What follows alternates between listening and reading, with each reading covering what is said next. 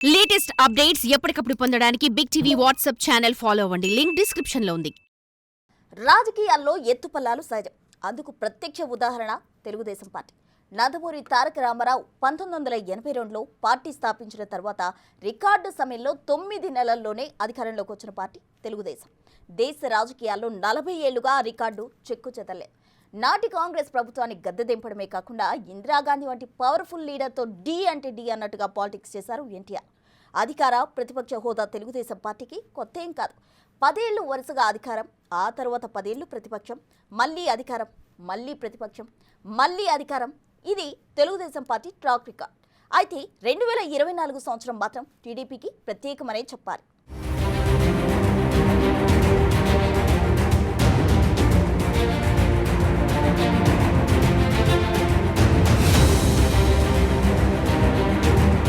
Telugu Desam party చరిత్రలో ఇన్నేళ్లు ఒక లెక్క, 2024 ఎన్నికలు ఒక లెక్క అన్నట్లుగా సాగాయనేది వాస్తవం. 2019లో అధికారంలోకొచ్చిన వైసీపీ ప్రభుత్వం ఏర్పాటు చేసిన తొలి రోజు నుంచే కక్ష సాధింపు చర్యలకు పాల్పడింది. ప్రజా వేదిక కూల్చివేతతో మొదలుపెట్టి నిరంకుశ పాలన కొనసాగించింది. అధినేత మొదలు సాధారణ కార్యకర్త వరకు ప్రతి ఒక్కరిని జగన్ ప్రభుత్వం టార్గెట్ చేసింది. ప్రతి ఒక్కరూ తీవ్రంగా ఇబ్బంది పడిన వారే. బెదిరింపులు, దాడులు, హత్యలు అనేలా వైసీపీ పాలన సాగింది. నేతలు, కార్యకర్తలపై తప్పుడు కేసులు పెట్టారు. చివరికి పార్టీ మీద అభిమానంతో ఎవరైనా టీడీపీ కార్యకర్త జెండా పట్టుకుంటే చాలు వెంటనే కేసు పెట్టి అరెస్టు చేశారు.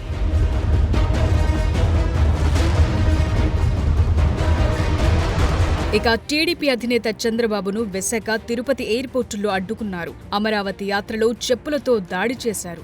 ఎర్రగుండపాలెంలో రాళ్లతో దాడి చేశారు. చిత్తూరు జిల్లా అంగళ్లలో అయితే ఓ మాజీ ముఖ్యమంత్రి, జెడ్+ కేటగిరీ సెక్యూరిటీ ఉన్న నేతపై ప్రత్యక్షంగా దాడికి పాల్పడ్డారు. టీడీపీ కేంద్ర కార్యాలయంపై దాడి చేసి విధ్వంసం సృష్టించారు. స్థానిక సంస్థల ఎన్నికల్లో నామినేషన్ కూడా వేయకుండా టీడీపీ నేతలను అడ్డుకోవటమే కాకుండా ఏకంగా కిడ్నాప్లకు కూడా తెగబడ్డారు. అధినేత చంద్రబాబుపై వ్యక్తిగత దూషణ, కుటుంబ సభ్యులపై చట్టసభలోని అనుచిత వ్యాఖ్యలు, తప్పుడు కేసులతో అరెస్టులు, ఇలా ఎంతవరకు దిగజారాలో అంతవరకు దిగజారి మరీ ప్రవర్తించారు.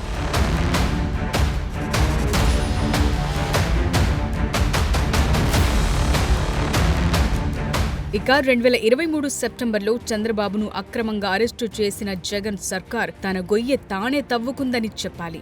ఆయన్ని 50 రోజులకు పైగా జైల్లో పెట్టినప్పుడు రాష్ట్రం అట్టుడిగిపోయింది. ఇలాంటి పరిస్థితుల్లో 2024 ఎన్నికలను తెలుగుదేశం పార్టీ ప్రతిష్టాత్మకంగా తీసుకుంది. చావో రేవో అన్నట్లుగా 5 నెలల పాటు చంద్రబాబు సహా కింది స్థాయి కార్యకర్త వరకు క్షేత్రస్థాయిలో పర్యటించారు.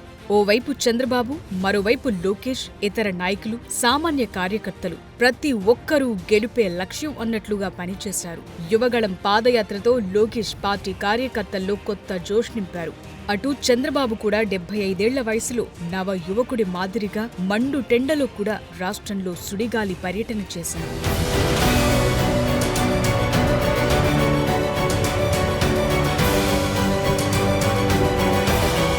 వైసీపీ ఓటమే లక్ష్యంగా జనసేన, బీజేపీతో పొత్తు పెట్టుకున్నారు. వైనాట్ 175 అన్న వైసీపీకి కనీసం ప్రతిపక్ష హోదా కూడా రాకుండా చేయటంలో చంద్రబాబు సక్సెస్ అయ్యారు.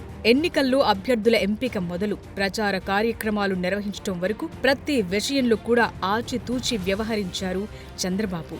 ఇక ఎన్నికల్లో కేవలం అమరావతి మాత్రమే ఏపీ ఏకైక రాజధాని అని స్పష్టంగా ప్రకటించిన చంద్రబాబు అందుకు 3 ప్రాంతాల ప్రజల అంగీకారం కూడా రాబట్టారు. విశాఖను పరిపాలనా రాజధానిగా ప్రకటించిన వైసీపీకి ఉత్తరాంధ్ర ప్రాంతంలో కేవలం 2 సీట్లొచ్చాయంటే ఆ పార్టీపై ప్రజల్లో ఎంత వ్యతిరేకత పెరిగిందో అర్థం చేసుకోవచ్చు.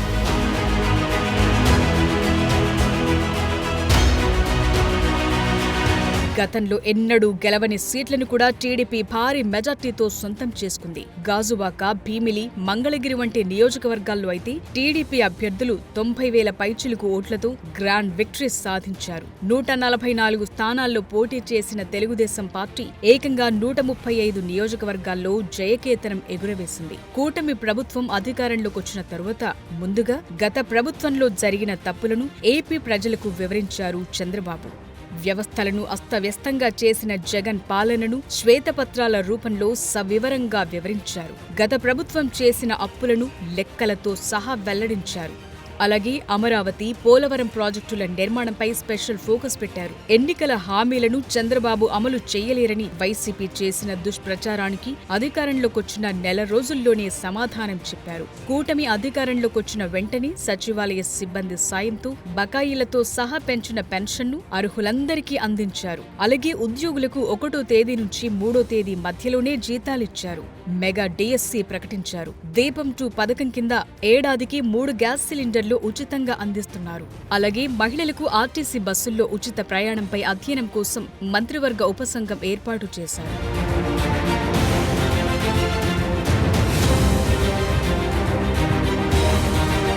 సంక్షేమ పథకాల అమలుతో పాటు అభివృద్ధిపై కూడా కూటమి ప్రభుత్వం దృష్టి సారించింది. పెట్టుబడులను ఆకర్షించడంలో సీఎం చంద్రబాబు, మంత్రి నారా లోకేష్ సక్సెస్ అయ్యారు. టీసీఎస్ వంటి ప్రతిష్టాత్మక సంస్థ విశాఖలో పెట్టుబడులు పెట్టనుంది. రాష్ట్రంలో 1,82,162 కోట్ల పెట్టుబడులతో భారత్ పెట్రోలియం వంటి మరో 9 ప్రాజెక్టుల ఏర్పాటుకు ముఖ్యమంత్రి చంద్రబాబు ఆమోద ముద్ర వేశారు.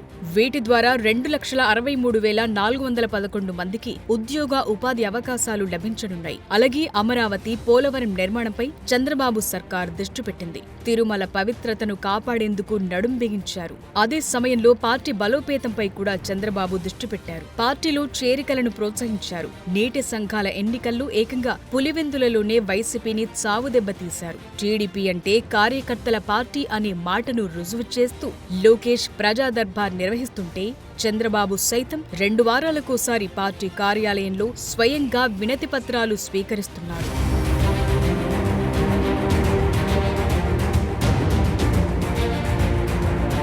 తెలుగుదేశం పార్టీ స్థాపించిన తరువాత ఇలాంటి ఎన్నికలు ఎప్పుడూ చూడలేదని తెలుగు తమ్ముళ్లు అభిప్రాయపడుతున్నారు. వైసీపీ నేతల అరాచకానికి ప్రజలు గోరి కట్టారని, అందుకే తెలుగుదేశం పార్టీ ఏకంగా 135 సీట్లు గెలిచిందని, వైసీపీ 11 స్థానాలకు పరిమితమై అనామకంగా మిగిలిపోయిందని, 2024 ఏడాదిలో తెలుగుదేశం పార్టీ పడిలేచిన కెరటం మాదిరిగా రాష్ట్రంలో చరిత్ర సృష్టించిందని పసుపు క్యాడర్ సంబురాలు చేసుకుంటోంది.